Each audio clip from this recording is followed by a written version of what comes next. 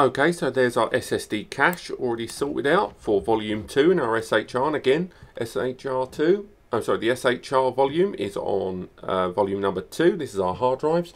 So what I'm going to quickly do is start deleting all of those test files that we utilized in the previous test. While we're doing that, obviously the cache is going to react a little bit on the other side of the screen, but these are all the tests, the copies that we made during our non-SSD cache hard drive test. So there's our files and folders. Let's get back to the main directory, and once again, for the last time, the fourth time, we are going to do the same test of copying these files into different directories with the VM up and running, and we're going to take a look at the resource monitor. So let's get ready. The cache is ready to go as well.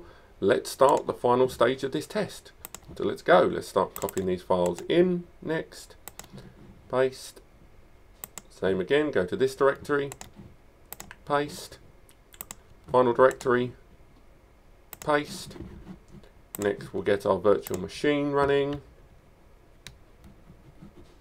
Virtual machine there. Get that up and running. Power on the VM. Our SSD cache is probably going to blib and blob all over the place.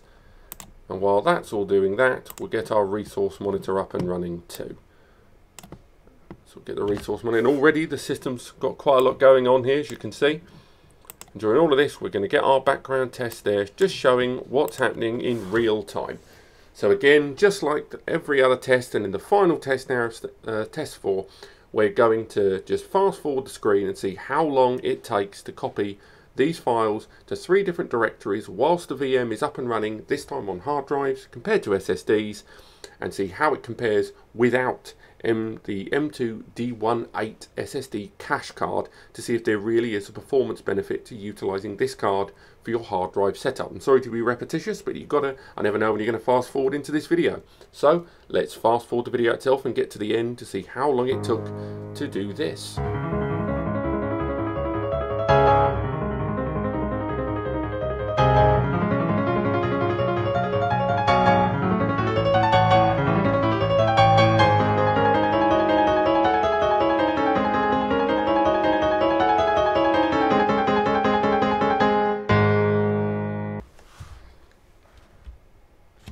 Okay, well that's completed, and as you can see, it was definitely quicker.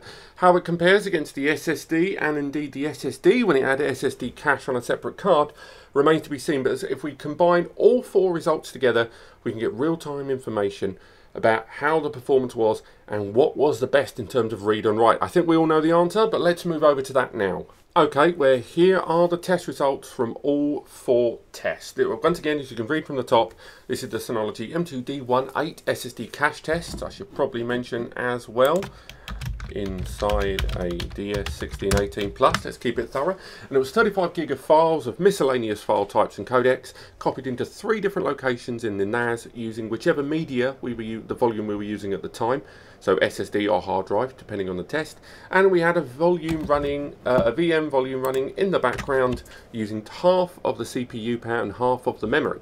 So as you can see with our first test here, the one at the top, that was using an SSD inside the device without any cache. And all of their actions took 15 minutes and 33 seconds to do all 3 of those 35 gig file copies. Next, we did the same test, as you can see, using the SSD cache. Once again, that was a couple of SSDs in a read-write cache environment, or RAID 1, and that resulted in 13 minutes. So once again, even if you're using SSDs on their own, the cache was able to slice off a couple of minutes in the like-for-like testings. Next, we went to the hard drive volume, and this of course is where SSD cache is supposed to live in terms of budget and utility.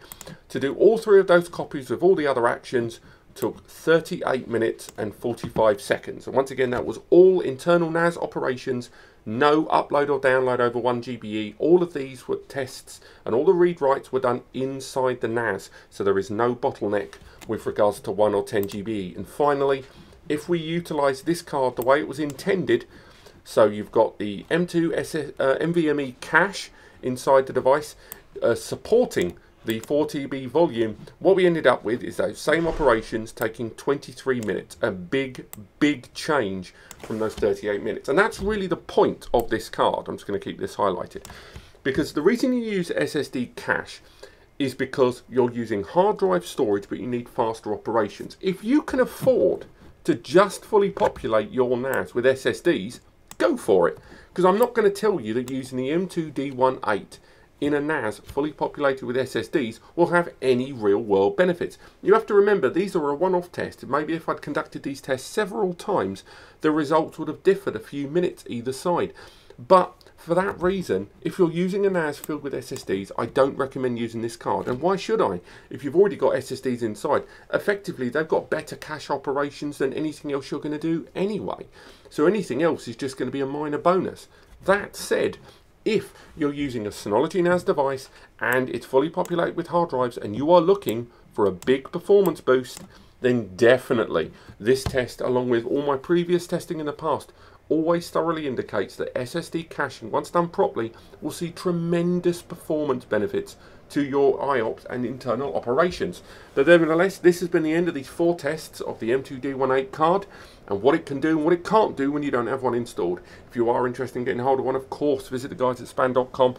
Do find the more wordy version of these comparison tests and overall speed tests on NAS Compares. And finally, if you've got a question about these or want to see another test here on the channel, then do contact me via Twitter at RobbieOnTheTube. Thanks for watching.